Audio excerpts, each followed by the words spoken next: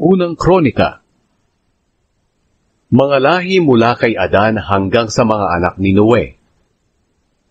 Unang Kabanata. Ang mga lahi ni Adan ay sina Seth, Enosh, Kenan, Mahalalel, Jared, Enoch, Metusela, Lamech, at Noe. Ang mga anak na lalaki ni Noe ay sina Shem, Ham, at Japhet. Ang lahi ni Japhet. Ang mga anak na lalaki ni Japhet ay sina Gomer, Magog, Madai, Javan, Tubal, Meshech, at Tiras. Si Gomer ay may mga anak din na lalaki na sina Ashkenaz, Rifat, at Tugarma. Ang mga anak na lalaki ni Javan ay sina Elisha, Tarshish, Kittim, at Rodanim. Ang lahi ni Ham. Ang mga anak na lalaki ni Ham ay sina Cush, Mizraim, Put, at Kanaan. Si Cush ay may mga anak ding lalaki na sina Sheba, Havila, Sabta, Raama, at Sabteka. Ang mga anak na lalaki ni Raama ay sina Sheba at Dedan. May isa pang anak si Cush na ang pangalan ay Nimrod na naging magiting na sundalo sa mundo. Si Mizraim ang pinagmulan ng mga Ludeo, Anameo, Lehabeo, Naftu, Patruseo, Kaslu, at mga Kaftoreo na siyang pinagmulan ng mga Filisteo. Si Kanaan ang ama ni Sidon at Het. Si Sidon ang panganay. Si Kanaan ang siya ring pinagmulan ng mga Jebuseo, Amoreo, Girgaseo, Hiveo, Arkeo, Sineo, Arvadeo, Zemareo, at Hamateo. Ang lahi ni Shem. Ang mga anak na lalaki ni Shem, sina Elam, Ashur, Arphaxad, Lud, at Aram. Ang mga anak na lalaki ni Aram ay sina Uz, Hul, Geter, at Meshech. Si Arphaxad ang ama ni Shelah, at si Shelah ang ama ni Eber. May dalawang anak na lalaki si Eber. Ang isa ay pinangalan ng Peleg. Dahil noong panahon niya, ang mga tao sa mundo ay nagkahati-hati. Ang pangalan naman ng kanyang kapatid ay Joktan. Si Joktan ang ama ni na Almodad, Shelef, Hazarmavet, Jera, Hadoram, Uzal, Dikla, Obal, Abimael, Sheba, Ophir, Havila, at Jobab. Silang lahat ay anak na lalaki ni Joktan. Ito ang lahi na mula kay Shem, sina Arphaxad, Shelah, Eber, Peleg, Reu, Serug, Nahor, Tera, at si Abram na siya rin si Abraham. Ang lahi ni Abraham.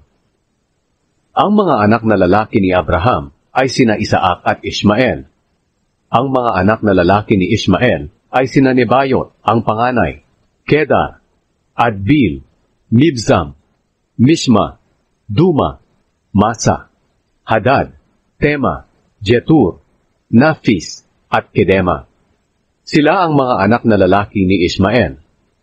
Ang mga anak na lalaki ni Ketura na isa pang asawa ni Abraham ay sina Zimran, Jokshan, Medan, Midian, Ishbak, at Shua.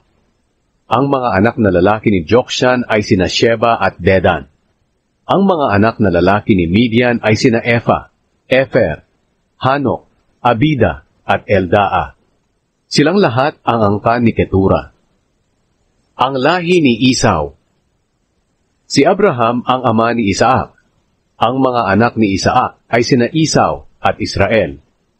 Ang mga anak na lalaki ni Esau ay sina Eliphaz, Reuel, Jeush, Jalam, at Korah.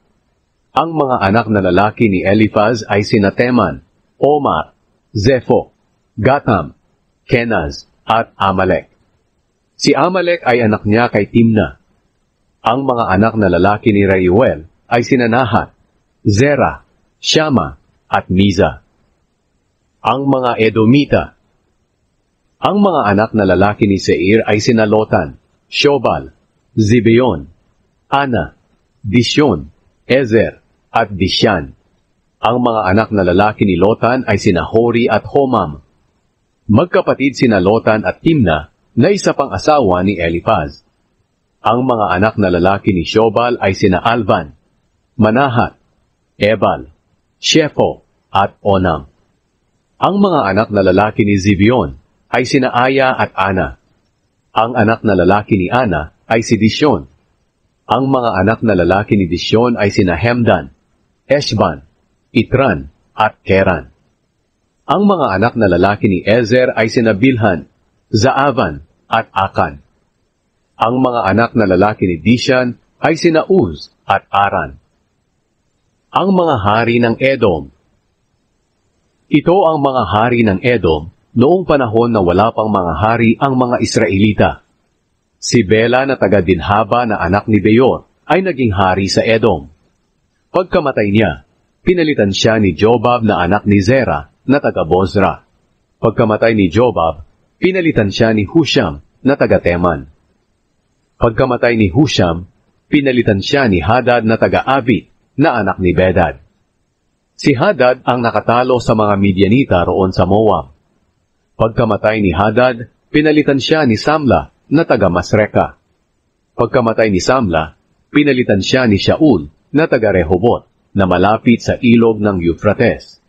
Pagkamatay ni Shaul, pinalitan siya ni Baal-Hanan na anak ni Akbor. Pagkamatay ni Baal-Hanan, pinalitan siya ni Hadad na taga-Pau. Ang asawa niya ay si Mehetabel na anak ni Matred at apo ni Mezahab. Hindi nagtagal, namatay si Hadad.